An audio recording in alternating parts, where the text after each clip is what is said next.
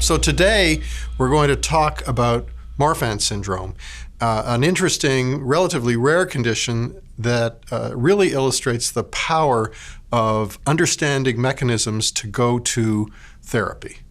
So the problem in Marfan syndrome, I've already shown you this picture before, is this unusual body habitus. This is four members of a family from three different generations.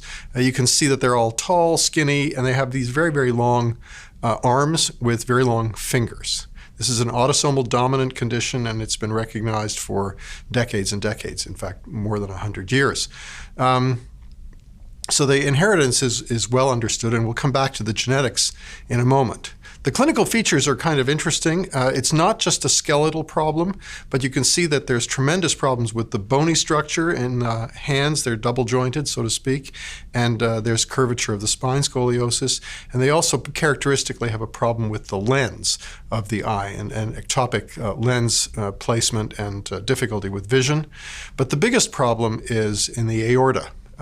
You see the chest x-ray shows a pretty widened mediastinum, and the CT scan shows a dissection. That what you see there is FL, which is a false lumen, and a flap in the aorta. So what has happened is the aortic wall has ruptured, and the blood is actually in a false lumen, not in the true lumen.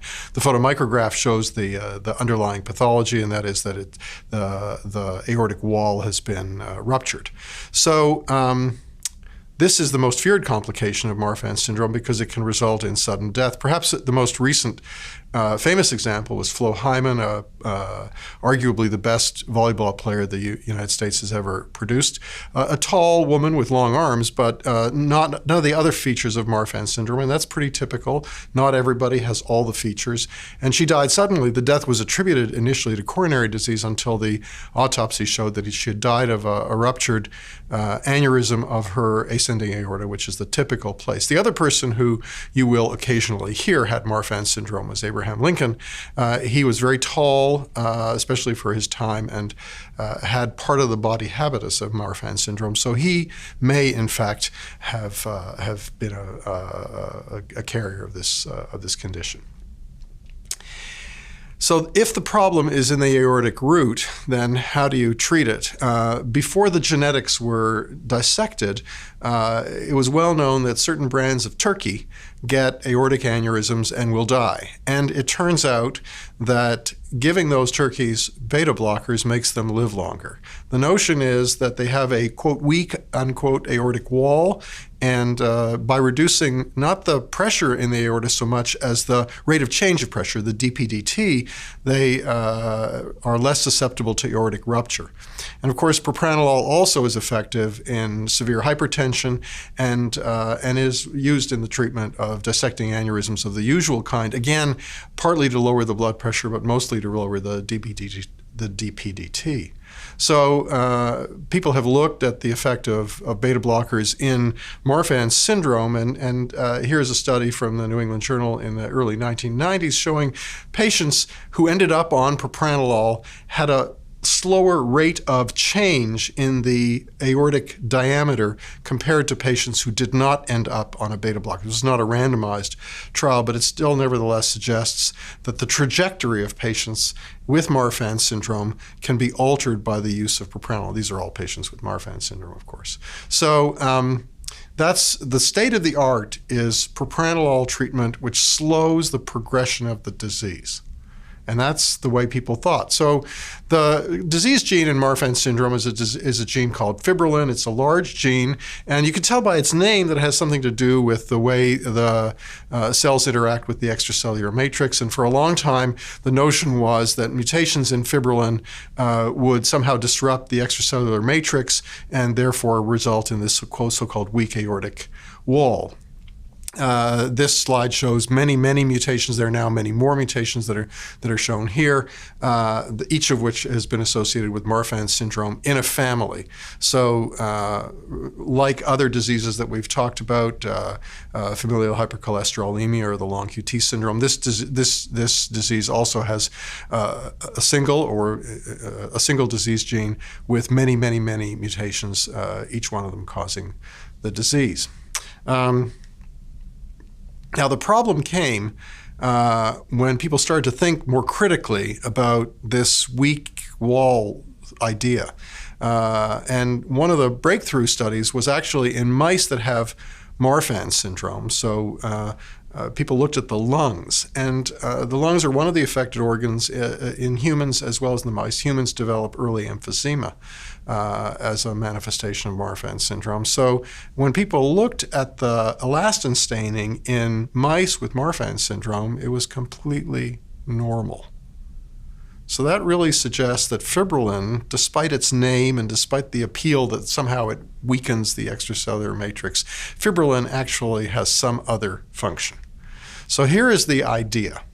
Inside the cell, there is a protein called LTBP, latent TGF-beta binding protein, and its job in life is to hang on to a protein called TGF-beta, transforming growth factor beta.